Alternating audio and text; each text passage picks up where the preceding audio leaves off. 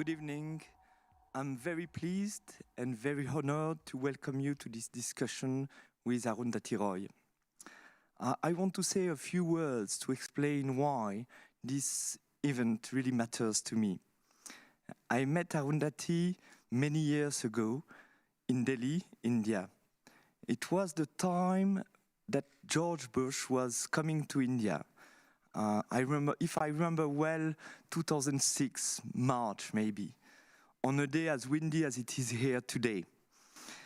People were marching against the US-India civil nuclear agreement, and Arundhati was also protesting and giving speeches at night in the universities. The following day, we discussed Indian politics, and she said that she was worried about Hindu nationalism and that things could worsen. I remember her words, and she was looking both bold, fearless, of course, and fragile altogether. It moved me. If I remember this, I think things have not changed much since then. Maybe it's even worse, unfortunately. This discussion tonight will be hosted by Claire Gallien. She teaches at which university? At Paul Valéry University in Montpellier. She has published on early modern Orientalism with Oxford Studies. Links are available on our website. The discussion will be followed by questions. Don't hesitate to ask your questions on our website. And I wish you a very nice evening. Thank you to all of you. Thank you, Arundhati. Thank you, Claire.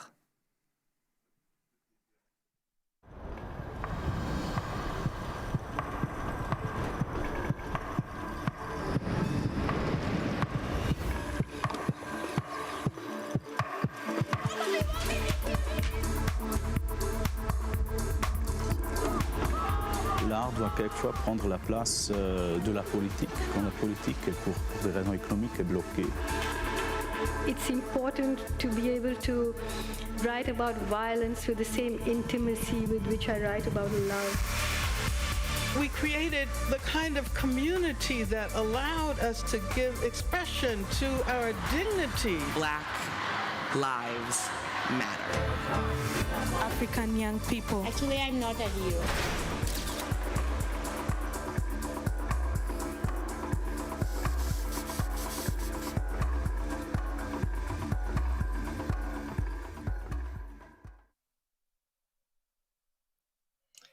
Okay, welcome everyone.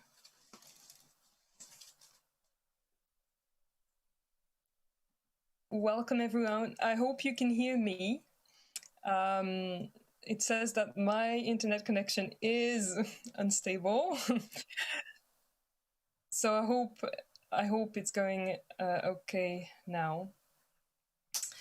So I'm delighted, more than delighted, honored, and humbled tonight to host a conversation with Arundhati Roy, our acclaimed writer, both a novelist and essayist, a renowned also a social activist, who's fought for decades in defense of social justice and human rights.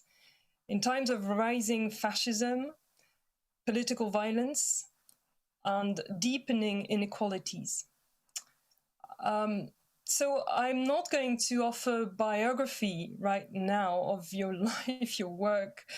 Rather, I would prefer to use the little time that we have together now, and that is, this forum is opening for us, to learn from your perspective on the question of nationalism in India today, minorities, and human and social rights. So today our conversation together focuses on your writing about and against nationalism in India, the exacerbation of community tensions, and the Citizenship Act as well in Assam. So these are specific points, that we will be discussing, and also the question of Jammu and Kashmir, the Reorganization Act, called, the increased stigmatization of Muslims since Narendra Modi came to power in 2014. But also about how your writing is attentive to other dissensual spaces and how it pays tribute to these spaces and the people who occupy these spaces. So I would like to start our conversation tonight with a world map. I think we are going to share it on the screen with everyone. It won't be long, but it is my own way to introduce for us the question of border thinking and the world imagination. So I'm not sure the picture is on the world map is shared. Is it possible to share it now? I'm just waiting.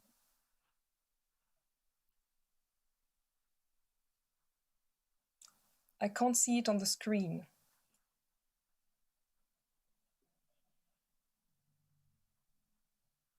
If it's not showing, then I'll just. Can everybody see it? No, we can't see the map, so I'm afraid. Arundhati, I can see that.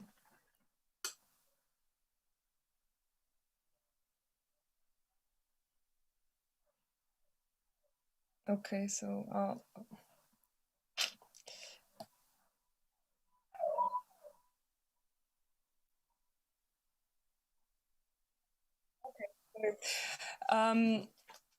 so the world map, it's a world map, okay, that was crafted by an Arab and Muslim geographer from the 12th century. His name was Al-Idrisi, he's a well-famous geographer.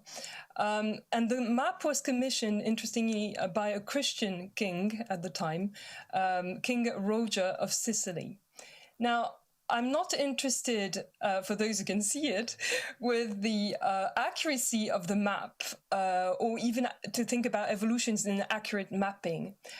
Rather, I think this map is interesting to think about various imaginings of the world and about the national border imagination as well, and how other forms of belonging and circulation were and are still possible, as both your novels and essays highlight and explore. So first, on the map, you'll notice how Africa is actually placed at the top of the map, and how if you sort of look leftward, the Indian subcontinent appears shrunken down, and the island of Ceylon is oversized comparatively. It's an interesting imagination for us to sort of think with today. So, and yet the map looks perfectly fine and representative of the world for the people who designed and crafted it. The world was not divided then into nation states. And what we casually take for granted is, in fact, a construction of history. And our maps do not look more accurate than this one, not more natural, not less constructed. So one silver lining I find running through your writing is this idea that national states are forcing on minds and on imaginations one unique representation and organization of space and of time, and that of the bordered national space, and the multiplication actually of bordered spaces within the national frame, with the disastrous human and ecological consequences that we know of today. So I want to start this conversation with you, Arundhati Roy, asking, how does the Indian state imagine its borders today? Are there particular inflections I've noticed particular inflection since 2014. And also just, so to stay with geographical considerations, how is the space of the border between Indian, also, so not Indian, not only as a nation state, but also within India and Indian regional states. How is this border militarized? How is it contested? And I'm not talking here not only about Assam, which we'll probably go back to together, but in times of COVID-19 between the different regions, as you wrote also in an essay, the pandemic is the portal. Okay. Well, I can't see the map either, but I understand what you're trying to say. And I think it's a very, very interesting question, because what happens in a place like India, a place where nationalism was the banner under which a righteous struggle against colonialism was waged. So you had nationalism, the heartbeat of an anti-colonial struggle. And when the British left in 1947, as I've often said, there was not a day since 1947 up to now when the Indian security forces, the Indian army, has not been deployed against, quote unquote, its own people within its own borders. So this is a country that is in some ways nailed together by the army, whether it was Kashmir, Manipur, Assam, Nagaland, Mizoram, or in central India, Telangana, West Bengal, Punjab. The army and the armed forces, the security forces, now in central India and Bastar, where there's a sort of guerrilla war being waged, where tribal homelands are being handed over to corporations. So the decision of what is nationalism, what is colonialism, whether it's territorial, whether it's religious, whether it's linguistic, it's like you keep unpeeling these layers, and you see even I've written a long essay on the subject of language and how India has so many languages, and each of those languages has its own history of colonizing other languages. And, so this simple story of British or Mughal empires being the only empires that there were in India is just nonsense. And therefore, you see a situation where you have, for example, when I went into the heart of India, central India, a place called Bastar, where I was to go into the forest and spend a few weeks with the guerrillas who are fighting against corporate takeover of indigenous people's land. And before I went in, I spoke to a very senior police officer, and he told me, you see this river? Across the river is what we call Pakistan, what the police call Pakistan. And there we shoot to kill. So, you're seeing borders in the middle of the territory of a country. Or more recently, you saw how when hundreds of thousands of farmers arrived at the borders of Delhi, the police, the deployment of security, the security spikes, the coils of barbed wire, it was like a national border, between the city and the countryside. Because all these conflicts are now, you're going to see the deployment of borders that can appear and disappear at will. So if you look at a country like India, the only logic that could hold it together as a nation post the departure of the British was the logic of this sort of cliched thing that we used to be told about unity and diversity. But that has been replaced by the idea of the Hindu nation. It cannot hold because India is a country where everybody can claim to be a minority. When you look at caste, class, region, ethnicity, language. Somehow it's a nation of 1.2 billion people where everybody is a minority. You know, and you just mentioned Assam, and then you mentioned Kashmir.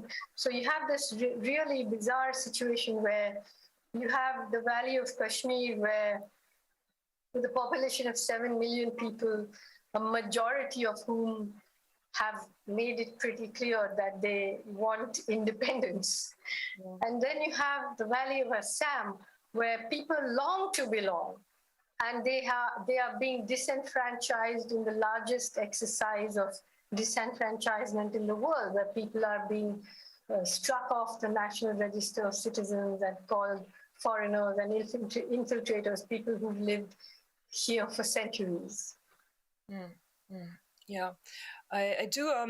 I mean, the question of like the intervention of the state at its borders, it's very interesting because it feels that the state is showing its power at sort of specific checkpoints, and the border is quite interesting for that reason. I mean, you see that, interesting enough, at this very moment, you have state power reinforced both on the Assam border and in Jammu Kashmir, which are the furthest, equidistant from Delhi. So that sort of geographical thinking also is interesting too.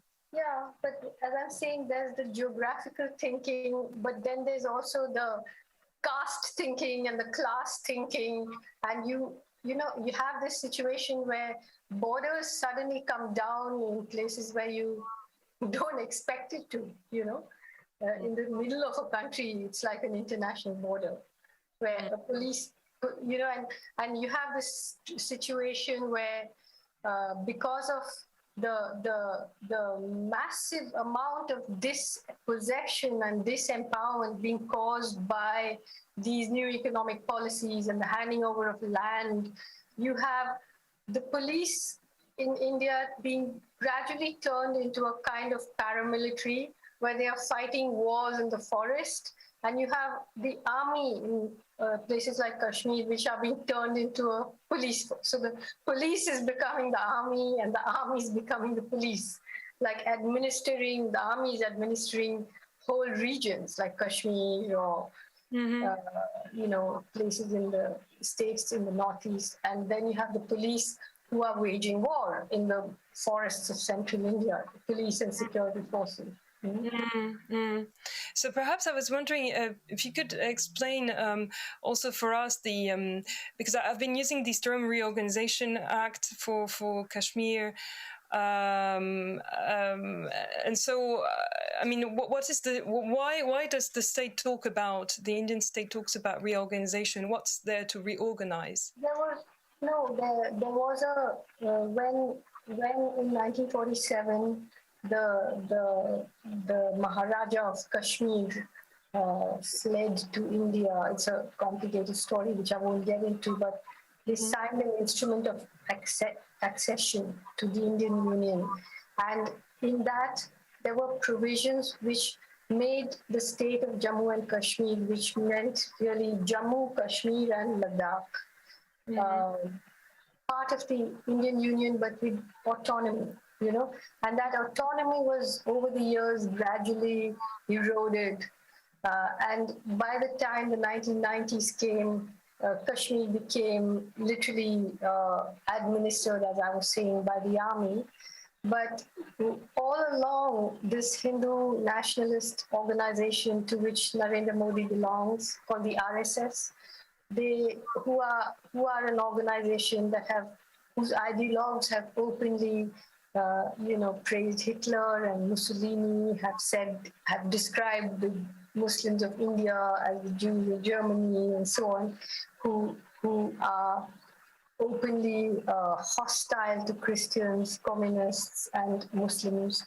So they have always said that if they ever came to power, they would basically integrate Kashmir, remove its autonomy, and that's what they did. In August last year. They removed the autonomy of Kashmir. They took away its status. Earlier it had autonomy, which was even more than the autonomy of the federal nature of states in India. But now they've even downgraded it from being a state and made it into a union territory, separated Ladakh. So it basically changed the equation in that whole region, which is also one of the reasons why there's so much tension with China, because the border between China and Ladakh has always been contested. And the home minister, the defense minister, these people came out and started making statements about how they're going to take over the Pakistan administered part of Kashmir as well, and parts of Kashmir which are now with China. And so it just changed the equation in the whole region, which brought the Chinese army to the border and then caused the Indian prime minister to act as if that hadn't happened, because there's no way of confronting China militarily. Okay. So, and all these, what you describe here happened between August 2019, December 2019. So that was before the lockdown. We've been a year and a half. So since then, so how have you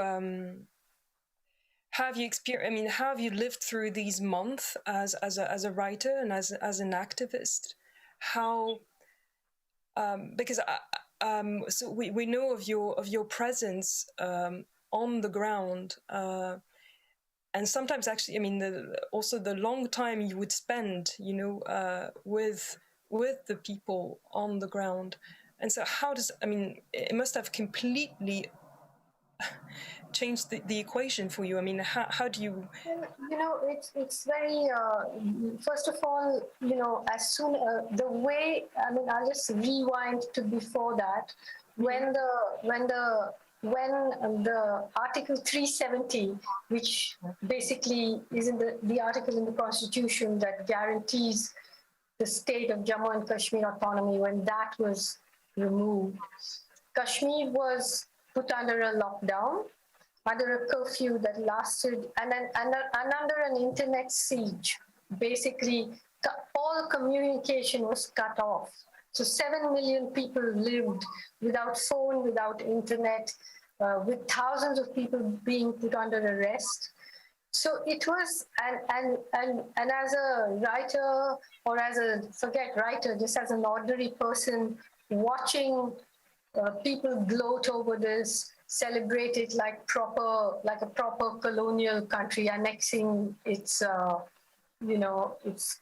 colony. It was enraging and humiliating, And to me, I think since I'm speaking to an organization in Geneva, I would say that this new thing that governments have started, and India leads the world by far on these so-called internet shutdowns. Now, Kashmir, the internet communication was almost shut down for a year. The amount of suffering that causes, when people can't live without looking at their phones for 3 minutes, you can imagine. People couldn't use their credit cards, couldn't get to hospital, just think of the range of things that happen. So it ought to be considered a formal human rights violation, like a crime against humanity, to do something like that to people over such a long period of time. Then the government has started doing it all the time in the borders of Delhi when the farmers arrive.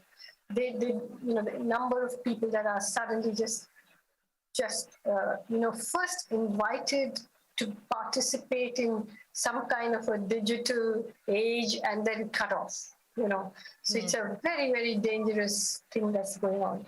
Then came the COVID lockdown, which was announced with 4 hours notice. A nation of 1 billion people locked down with 4 hours notice.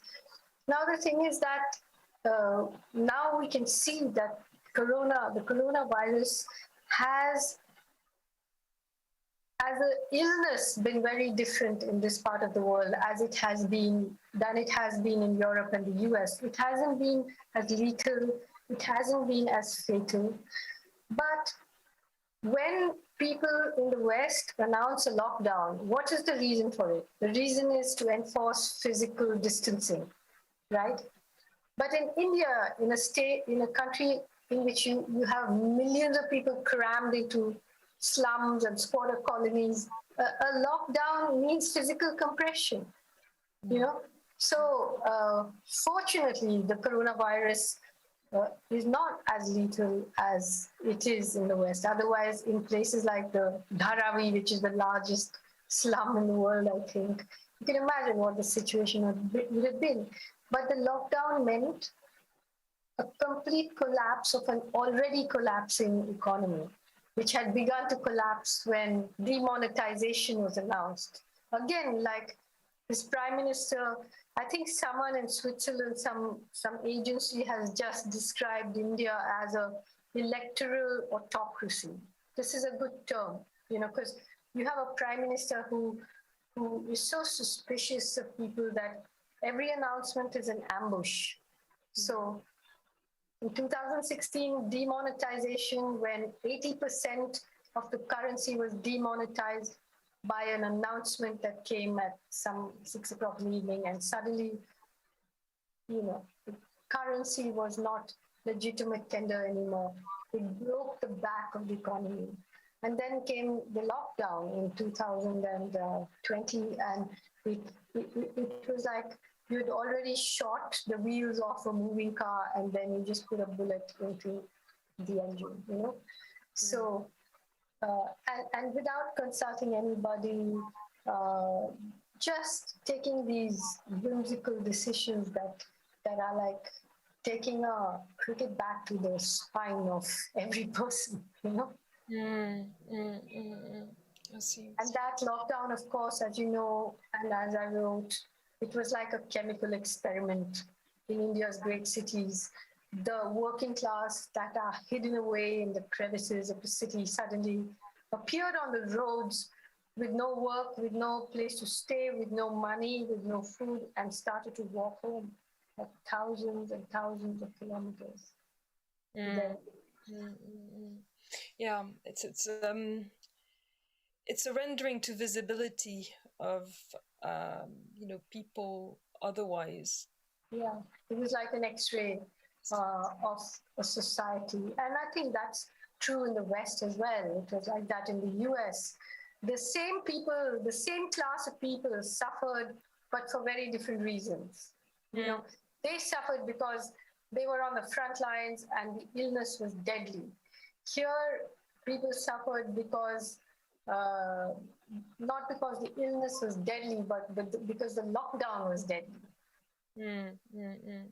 And so at the moment is the playing of one community against the other, the idea of homogeneous Hindu India. How is that playing out right now? With the crisis and.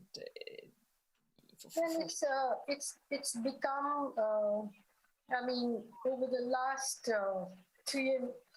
6 years now of this Hindu nationalist government, you have hundreds of people being lynched to death on the road, Muslims. You have the videos of them being beaten to death being uploaded onto YouTube and applauded. Of course, when Modi made his first appearance on the major political stage as the chief minister of Gujarat, he was the chief minister while Muslims were massacred on the streets of Gujarat's villages and cities. Women were raped, children were killed, mass graves and buried in mass graves, sometimes burnt so that their bodies could not be found. The inquiry committees, the public prosecutors, everybody colluded in hiding this, even though you had killers coming on camera talking about how they killed and who they killed and how great they felt killing, but that just helped him. I mean, it wasn't something that even someone like me at that time I was naive enough to think that writing about it would shock people, but it had the opposite effect. It had people saying, this is a man who can really rule this country. You had the biggest corporations in India backing him as prime minister. And sure enough, within 12 years, he became the prime minister. And now you have the lynching. You had what happened last year, exactly a year ago, where when there were protests against the citizenship laws, the anti-Muslim citizenship laws, you had members of the BJP senior politicians come out and openly call for violence on Facebook, on camera, in public. And then you had a massacre that took place of Muslims in Delhi. And now you have Muslims put in jail for the crime of killing themselves, and you have, many of India's best activists, brightest students, best lawyers in jail on one pretext or another. You have reports of how their computers have been compromised, letters have been placed inside in hidden folders with these bizarre plots. Recently, this, a big American digital forensic company showed how one of the major activists who's in jail now, his computer was compromised with malware and these letters were placed in it. And then those letters are used to arrest like a whole community of trade unionists, lawyers, activists, professors, teachers. Oh, okay. So in this obnoxious situation, I mean, I still, see you writing, and I mean the essays that have just been actually published as a couple of months ago as a collection, Azadi. So all the essays that you wrote during these 2 years, and I mean, there's one which has caught not only my attention but many people's attention, and I mean the way you use your language and literature to think the world otherwise, and so to use literature as and I'm quoting your word here as a shelter and a portal. So I wanted to ask you about your relation with writing at the moment. Is that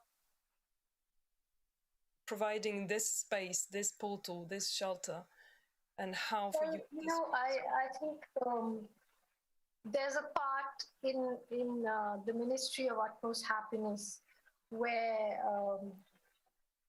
there's a documentary filmmaker going around this place in Delhi where there are various protest groups have gathered, and they're asking people to say this, this World Social Forum slogan about another world is possible in whatever language they can say it in.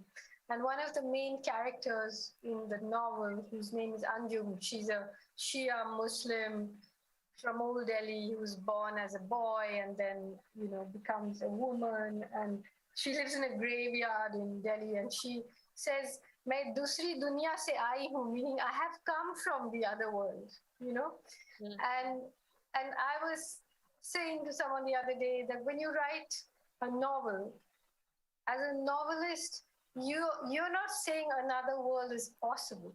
You're saying so many other worlds exist, and here they are. And there are different ways of relating to each other. There are different ways of loving. There are different expectations that can be had from women. There are different ideas of motherhood. There are different ideas of shelter.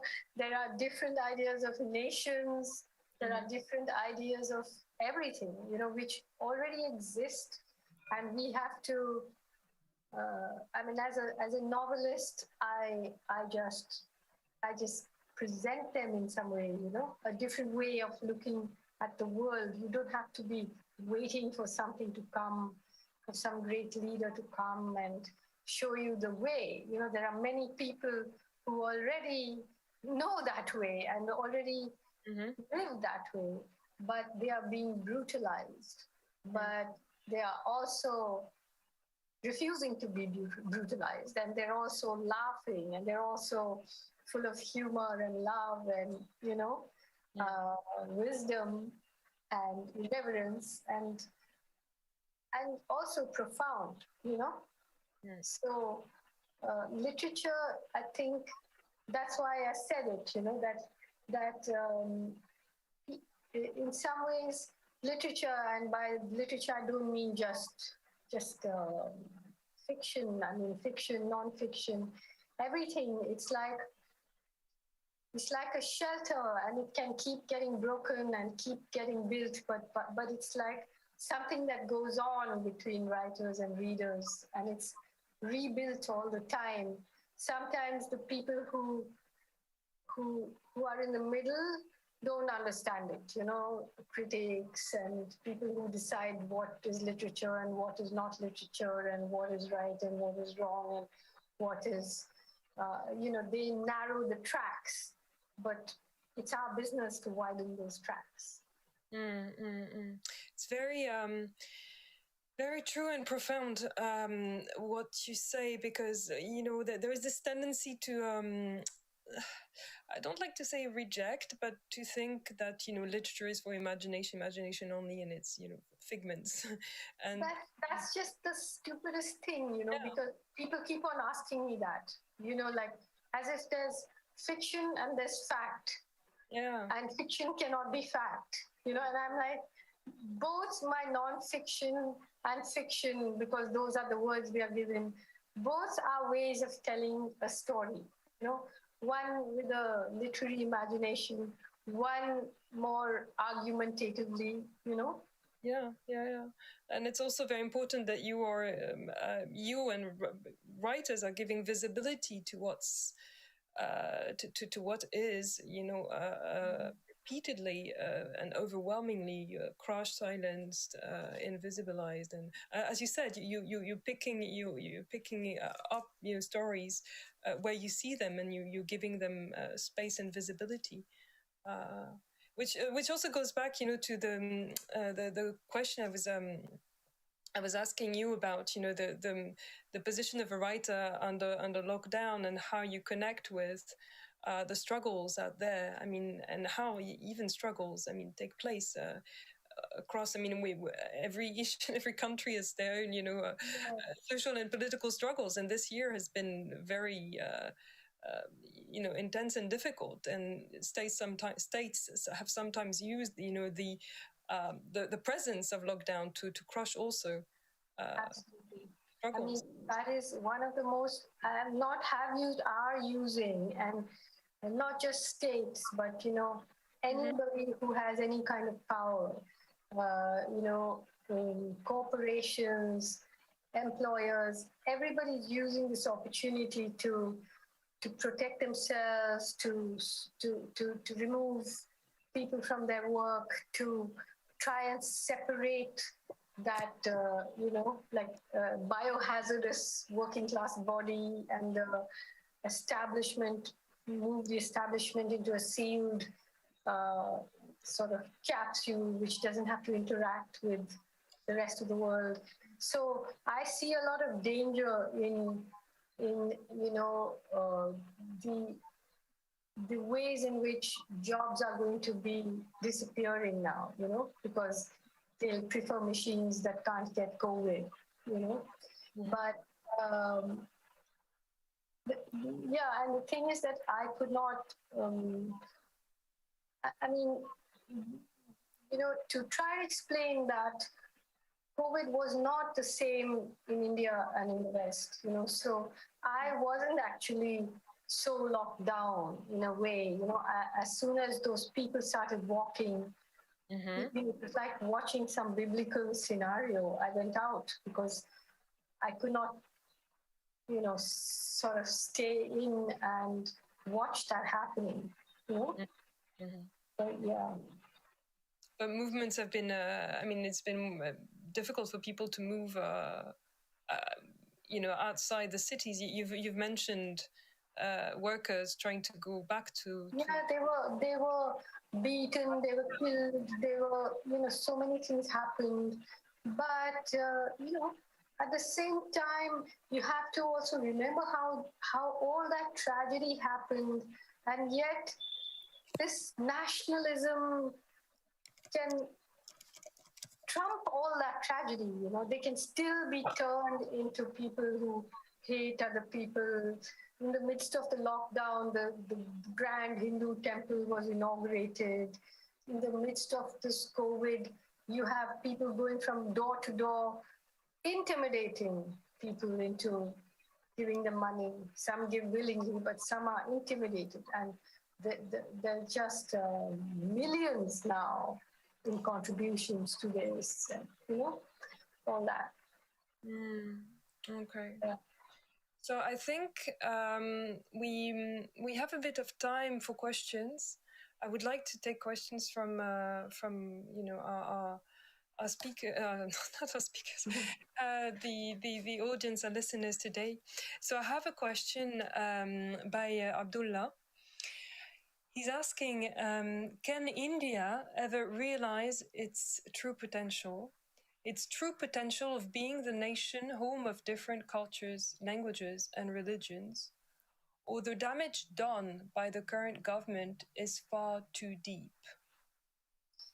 It's a good question, and I believe that India will destroy itself with this official policy of hatred and divisiveness, because even before it began, this was a society that, by practicing caste, dehumanized and devalued so many people. And I keep thinking, just imagine, when you look back in history, just imagine how, people who were devalued in this way, just as women have been devalued, all over the world.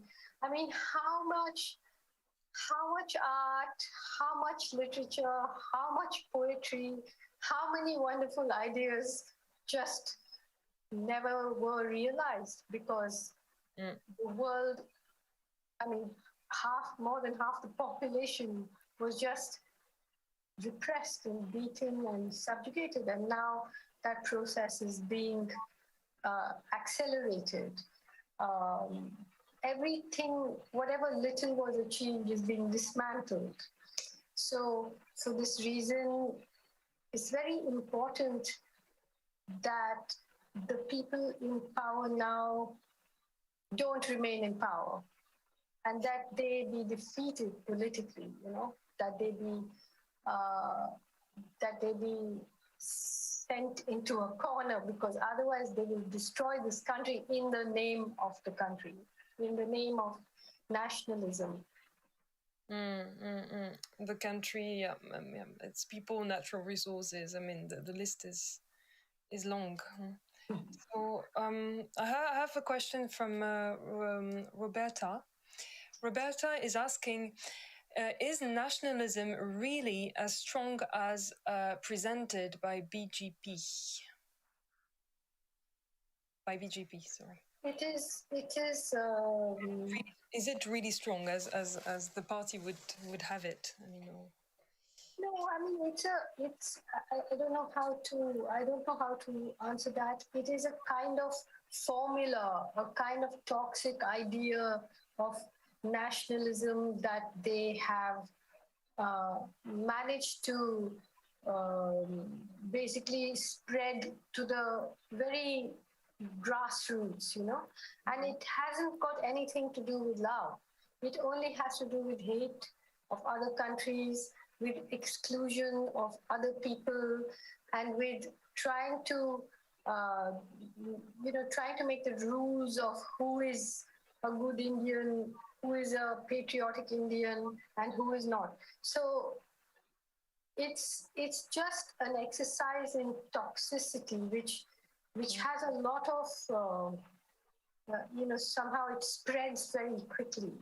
And it's, of course, also spread with a lot of fake facts and fake history and fake news. And we've seen studies that show, how these kind of things spread more and are trusted more than facts or real histories. Mm-hmm. Yeah, of course, we were going back to this question of the virus, circulating and doing damage.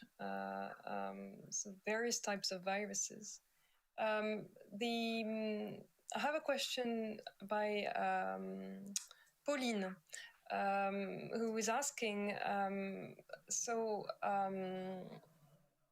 who's asking how are the Indians who disapprove the persecution of Muslim react? Do they actively protest against the regime's oppression? Or are most of them reduced to silence in the face of the loud majority? Well, obviously, most are reduced to silence, and those who do protest are being jailed, are being framed, are being raided by income tax departments, are being silenced in all kinds of ways, Like when the anti-Muslim citizenship laws were passed, obviously the protests were led by Muslims, but there were a lot of non-Muslims too, part of it. And they've all been silenced, threatened, jailed. Lots of young students are in prison. Yeah.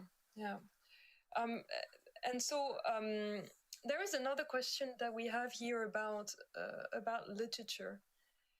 And I think, so it resonates as well with our conversation, but Karine is asking, can literature play a role to reunify communities in India? And if so, to what extent? And so I guess, Karine is also thinking about languages and possibly translation, I think. Well, let's take literature, cinema, the arts, when India first became free of the British, let's not say free, but free of the British, the logic, even by the establishment, was, as I said, this idea of unity and diversity. And so there was a lot of, Bollywood films, and everything was about this kind of, even if it was sort of fake, there was a kind of publicity about this university and this unity and diversity. But now, over the last many years, even the big Bollywood machinery for a long time was very much television, the media, all of this has been very much part of spreading this venom of hatred, and that has had a hugely detrimental effect. And those filmmakers and people who have stood against it are being hunted down now, So if this art forms and this literature can have such a detrimental effect, obviously, if it weren't so, it could have a positive effect, not just one book or one film, but generally an atmosphere of art and literature in which this toxicity was challenged.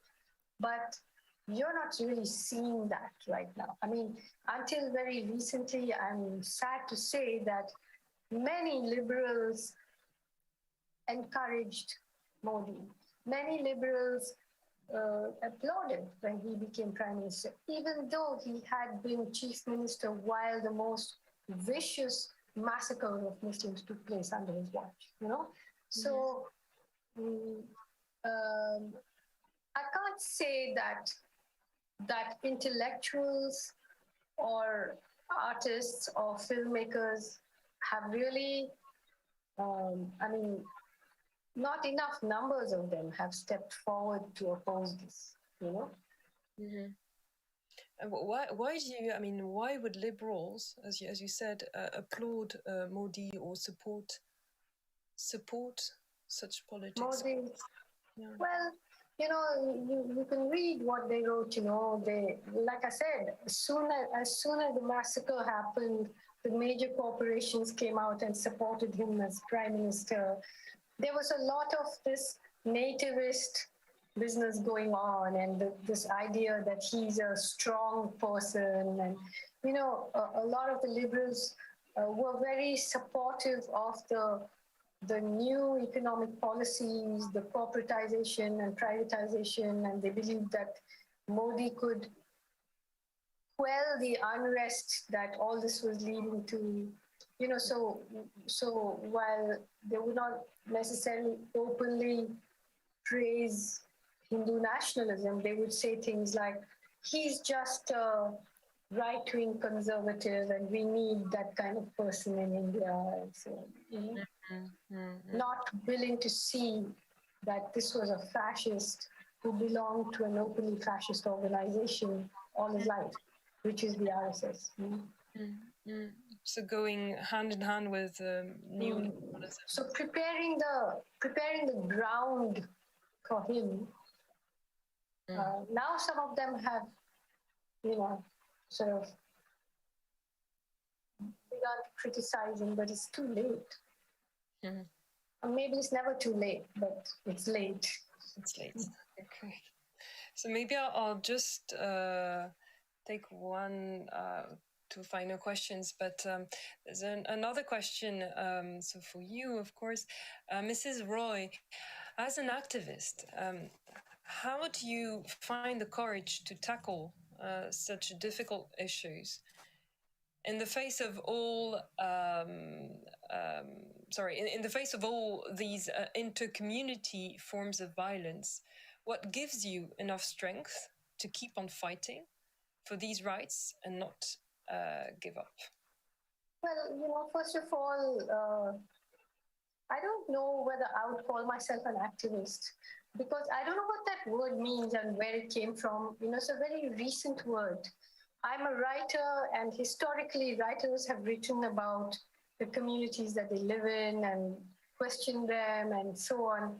So I don't know that I'm an activist, but what I do know is that as a writer of fiction as well as non-fiction essays, unless you're able to write what you're thinking in some way or the other, you can't write. You know, like you can't be. Writers have lived through times much harder than this. They have lived through Stalin, they have lived through Hitler, they've lived through the Gulag, you know, and found ways of writing. So it's almost like breathing. It's almost like saying, how do you have the courage to breathe? One breathes, you know, and you look around and you see what courage it takes for ordinary people to just live ordinary lives in this country. It's so difficult. And then you don't really think of yourself as anybody exceptional or exceptionally courageous, you know? You just do what you can do, because for me, writing is breathing, you know? If I stopped breathing, then what would happen? Okay, so I think we will stop here with our conversation with you. Again, my warmest words of thanks for your presence with us tonight. I mean, tonight for you, late night. Yes, it's late for me. Today for us. So it was a real pleasure to have this conversation with you, and I would like also to thank the organizers of this forum for enabling this space as well. So thank you everyone. Thank you. Bye bye. Good night. Bye. Good night. Bye.